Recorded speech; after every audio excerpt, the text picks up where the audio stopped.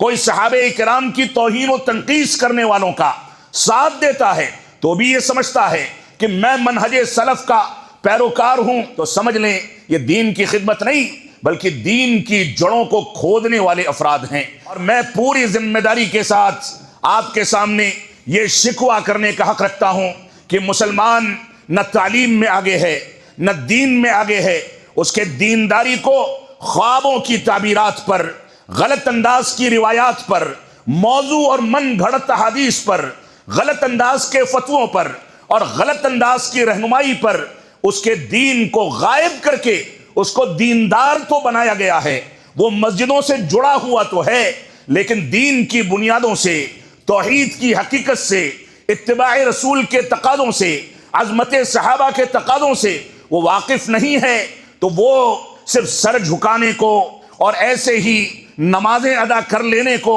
رمضان آتے آتے مسجدوں کو تنگ کر دینے کو، قرآن مجید کی تلاوت کے ایک روٹین کے اہتمام کو اور اس انداز کی چیزوں کو اپنے مکمل دین کا سرمایہ سمجھ کر کے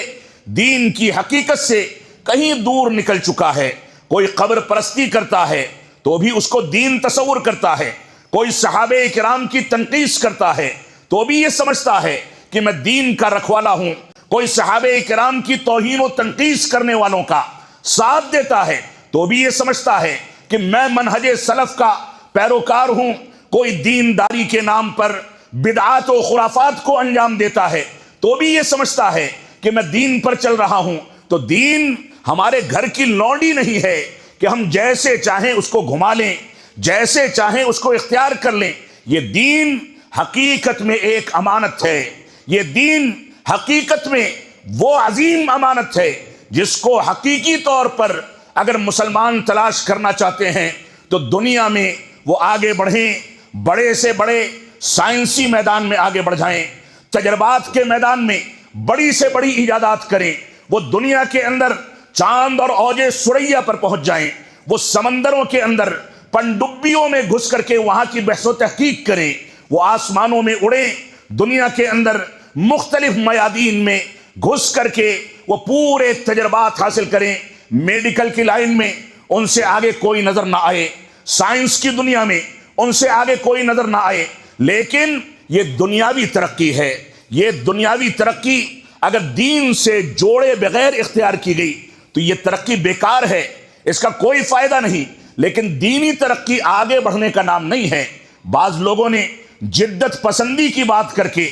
دین کی تجدید کی بات کر کے، دین کو نئے طریقے سے پیش کرنے کا دعویٰ کر کے، بعض لوگوں نے دین کو نئے فریم کے اندر سجا کر کے خوبصورتی کے ساتھ دنیا کے سامنے پیش کر دیا۔ لوگ کہتے ہیں کہ بڑا خوبصورت دین ہے، عش عش کر کر کے اس کے پیچھے دوڑتے ہیں، لیکن جو فریم ورک کیا جاتا ہے، جو فریم تیار کیا جاتا ہے، اس کے اندر جو چیزیں ظاہر کی جاتی ہیں، جن چیزوں کا مظاہرہ کیا جاتا ہے، ان چیزوں کا تعلق دین اور دین کی بنیادوں سے دور دور تک نہیں ہوتا۔ تو اگر ہم نے دنیاوی ترقی کرنی ہے تو دنیا میں آگے بڑھیں، آگے بڑھیں، آگے بڑھیں، آگے بڑھتے چلے جائیں، لیکن دین میں اگر ہم ترقی کرنا چاہتے ہیں تو ہمارے دین کا کل سرمایہ وہی ہے جو 1400 سال پہلے 23 سالہ دور نبوت میں رسول اکرم صلی اللہ علیہ وسلم نے بھوک کو، پیاس کو،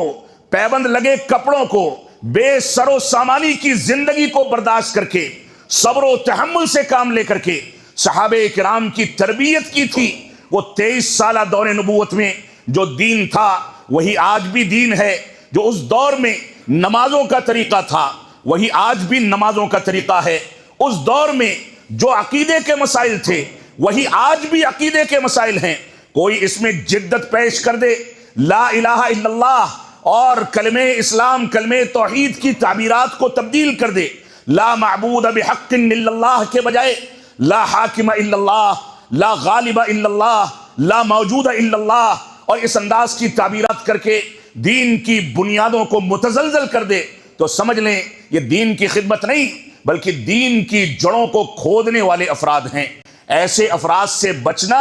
اور دین کی حقیقی تصویر کو 1450 سال پیچھے جا کر کے تلاش کرنا، عہد رسالت میں، عہد صحابہ میں، عہد تابعین میں दवावीन सुन्नत के मुअल्लिफीन की किताबों में, उम्महात कुतुब में इस दीन की बुनियादों को तलाश करना ये मुसलमानों की जिम्मेदारी है। लेकिन मुसलमान की मिसाल वही है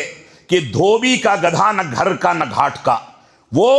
दुनियावी तरक्की में, दुनियावी तालीम में दूसरी अक़वाम से पीछे हैं, और अगर दीन में आगे होते तो हो सकता है कि रब्बे कायनात की नवाजिशों के नतीजे में वो किसी हद तक अपने कदमों पर खड़ा होना सीख लेते। लेकिन दुनिया में भी वो पीछे हैं और दीन में इतने आगे हैं कि हकीकी दीन की तस्वीर से उन्होंने दीन के रिश्ते को ख़त्म करके नई चीज़ें ईजाद करके उसको दीन तस्वुर कर लिया है।